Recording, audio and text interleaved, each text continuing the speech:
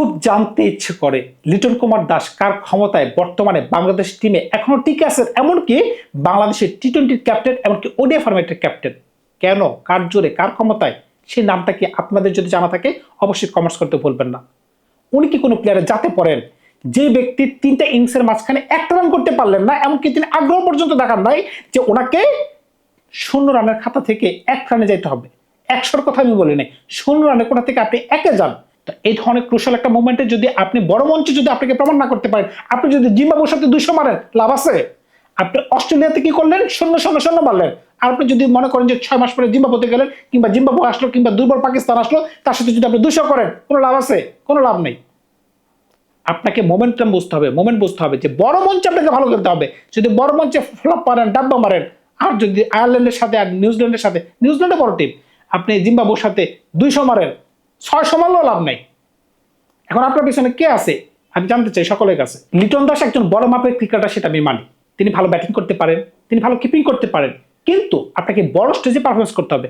আপনি যদি মনে করেন যে না, আমি আমার দেশে আসবো, দেশে এসে দেশের কন্ডিশনে আমি একটা ক্ষুদ্র দলের সাথে ভালো খেলে আমি আবার লাইমলাইটে চলে আসবো, আলোচনায় চলে আসবো, তাহলে কিন্তু দিন শেষে এটা কিন্তু আমাদের ক্রিকেটের জন্য লস। আপনি যদি বড় মঞ্চে ভালো কিছু করতে পারতেন, সকলে কিন্তু আমরা প্রশংসার তালি বাজাতাম যে লিটন আমাদের ছেলে, আমাদের গর্ব, ভালো কিছু করতে পারছে। কিন্তু 3টা ম্যাচে আপনি ফ্লপ গেছেন, 3টে ইনিংসে। মানতেই পারতেছি না ভাই, মানতেই পারতেছি না। যারা বলবে যে আপনি বাংলাদেশের 1 নম্বর ব্যাটসম্যান, আমি প্রশ্ন তুলবো, তারা খেলাই বোঝে না, তারা খেলাই বোঝে না। আপনি প্রথম ম্যাচে একটা সুযোগ পাইছেন, আপনি কি করছেন? মিচেল স্টার্কের একটা বল অফ স্টেম্পের অনেক বাইরের বল, এই বলটাকে আমরা সচরাচর ওয়াইড হিসেবে গণ্য করি। ওডিআই ফরম্যাটে আমরা ওই সকল বল ছাইড়া দিই। আপনি টেস্টে ওই সকল বল চেস করে 4 ছক্কা মারার জন্য গেছেন, আপনি আউট হয়ে গেছেন। বেশ ভালো কথা, মানুষ মাত্রই ভুল করে, নতুন কন্ডিশন আপনি বুঝতে পারেন নাই, আপনি ইনজুরি কবলে ছিলেন। বেশ ভালো কথা, আপনার এখনো ইনজুরি মোটামুটি সারে নাই, আমরা আপনার অপরাধ ক্ষমার দৃষ্টিতে দেখলাম। কিন্তু আমার কথা হচ্ছে, আপনি যে ইনজুরি কবলে ছিলেন, আপনি যে হঠাৎ করে সিঙ্গাপুর গেলেন, ট্রিটমেন্ট করলেন, হঠাৎ করে আমরা জানতাম যে আপনি প্রথম ম্যাচ খেলবেন না, ঠুসঠাস করে আপনি আবার সুস্থ হয়ে গেলেন। আপনি কিভাবে সুস্থ হইলেন? গতকালকে তো দেখলাম যে 13 থেকে 14তম ওভারের সময় যখন আপনি কিপিং করতেছেন, আপনাকে 7 বার মেসেজ দিতেছে মাটিতে শোয়া শোয়া। 13 থেকে 14 ওভারের মাঝখানে কি মানুষের ক্র্যাম্প হয়ে যায়? কয়টা বল কিপিং করছেন? তবে প্রশ্ন হচ্ছে, আজকে তিনি কোন ধরনের ব্যাটিং করতে পারছেন, এমনকি গতকাল তিনি কোন ধরনের ব্যাটিং করতে পারছেন? এই সিরিজে তার একটা রান নাই, 3টা ইনিংসে 3টা শূন্য, 3টা গোল্ডেন ডাক। আজকে সেম বল, প্রথম ম্যাচের মতো আজকেও তিনি 11 বলে 0 করে আউট হয়ে গেছেন। 11 বলে 0, কিরকম একটা বল? মিচেল স্টার্ক একটা বল দিচ্ছেন, অফ স্টেম্পের বাইরের বল, 4 থেকে 5টা স্লিপ দাঁড়ানো আছে, আপনি এই সকল বল কি করবেন? দাঁড়াই থাকবেন, ব্যাট চালানোর দরকার নাই। এটা কিন্তু 4 স্টেম্পের বল না, এটা 8 নম্বর 9 নম্বর স্টেম্পের বল। আপনি কি করতেছেন? চেস করে পয়েন্টের উপর দিয়ে, কাভারের উপর দিয়ে, কাভার না, এক্সট্রা কাভারের উপর দিয়ে আপনি 4 ছক্কা মারার চেষ্টা করতেছেন। টেস্টে যখন আমাদের 4 উইকেট পড়ে গেছে, যখন এই পার্টনারশিপটা আমাদের ম্যাচটা বাঁচাতে পারতো, এক প্রান্তে মুশফিক দাঁড়ায় আছেন, এক প্রান্তে আপনি দাঁড়ায় আছেন, আপনার পরে শুধুমাত্র আমাদের মেদ আছে, মিরাজ আছে। ওইরকম একটা মুহূর্তে আপনি এই ধরনের খামখেয়ালি করতে পারেন? গতকালের প্রসঙ্গে আসেন, গতকালকে একটা বাউন্স বল আপনাকে দেওয়া হয়েছে, শর্ট বল, আপনি এরকম ভাবে বলটা খেলছেন, আপনার কপাল ভালো কি একটা ইজি ক্যাচ, সম্ভবত বিউ ওস্টার অতি উগ্রাসী দেখায়, মানে অতি আনন্দে তাড়াতাড়ি নিতে যায় উনি ক্যাচটা ছেড়ে দিয়েছেন। আপনার কপাল কত ভালো, আপনি এর আগে ইনিংসে 0 করছেন, গতকালকে একটা লাইফ পাইছেন। এরপরের বলটা আপনাকে কিভাবে খেলার দরকার, খুব সতর্কতার সহিত আপনি কি করলেন? শর্ট মারলেন, ফুল একটা ডেলিভারি, ফুল লেন্থ একটা ডেলিভারি। কি হয়ে গেলেন? আবেদন করলো Mitchell Starc, umpire not out দিল, কিন্তু রিভিউতে গেল, দেখা গেল যে আপনার স্ট্যাম্পে বল লাগছে। আপনি এরপরের বলে এলবি ফাঁদে পড়ে গেছেন। এখন 3টে ইনিংসে যদি আপনি এভাবে আউট হন, আপনাদের মনে পড়ে কি 2 থেকে 3 বছর আগে যখন এই লিটন কুমার দাস ওয়েস্ট ইন্ডিজ টুরে গিয়েছিল, তিনি টেস্টে একটা রানও করতে পারে না, এমনকি ওডিআই ম্যাচে তিনি সম্ভবত 1, 2, 3, 4-এর বেশি করতে পারে না। এরপরে তিনি ওডিআই টিম থেকে বাদ পড়ে গেছেন। এখন বর্তমানে তিনি আবার ওডিআই টিমের ক্যাপ্টেন হয়ে গেছেন। কার ক্ষমতায়? তার পিছনে কে আছে? ভাই, সার্টেন একটা পিরিয়ড আপনি ভালো খেলতে পারেন। আপনি বলতে পারবো না বিগত 2, 4, 5 বছরের মাঝখানে আপনি কয়েকদিন আগে সম্ভবত ঘরের মাটিতে সিলেটে একটা সেঞ্চুরি করতে পারছেন, এটাই হচ্ছে সর্বোচ্চ ভালো খেলা। এমনকি 2, 4, 10 বছর আগে সম্ভবত, বা 7, 8 বছর আগে আপনি ইন্ডিয়ার সাথে সম্ভবত একটা 50 করতে পারছিলেন টি-20-তে। আমার এতটুকুই মনে পড়ে আপনার খেলা সম্পর্কে।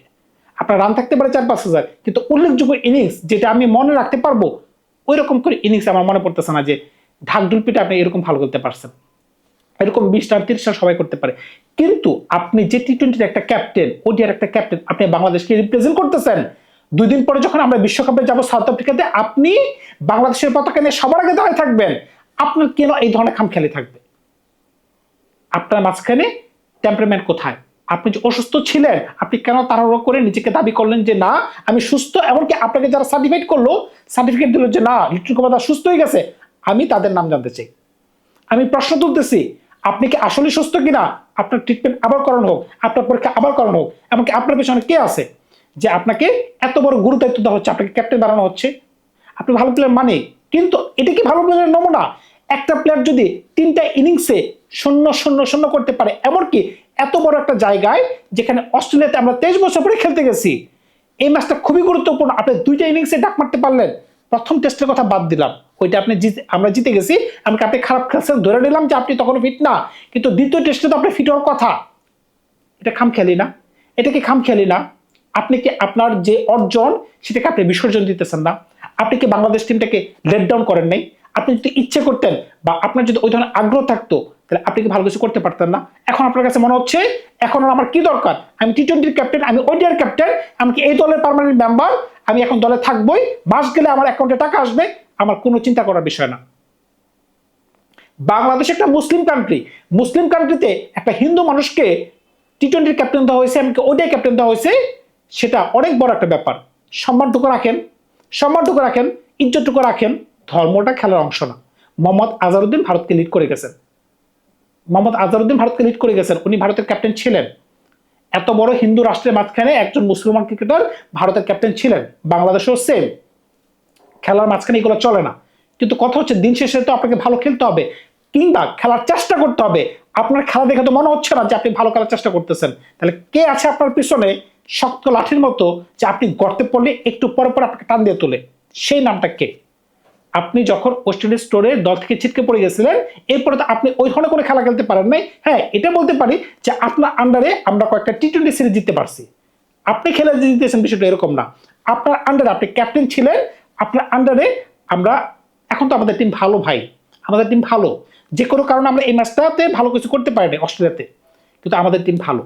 যদি আমাদের বলাররা ভালো কিছু করতে পারতো, এমনকি আমাদের ব্যাটসম্যানের উপর থেকে ভালো কিছু করতে পারতো, তাহলে আমরা সকলে মিলে যদি কিছু করতে পারতাম, তাহলে আমরা এই ম্যাচে ভালো কিছু করতে পারতাম। কিন্তু খুবই রাগ হচ্ছে আপনাকে নিয়ে। আপনি বাংলাদেশের ফ্রন্টলাইন ব্যাটসম্যান, 1 নম্বর ব্যাটসম্যানের তালিকায় পড়েন। আপনার টেকনিক ভালো, আপনার কাছে শট আছে, আপনি ধরে সরে খেলতে পারেন, আপনি 4 ছক্কা মারতে পারেন। একজন ব্যাটসম্যানের আর কি দরকার?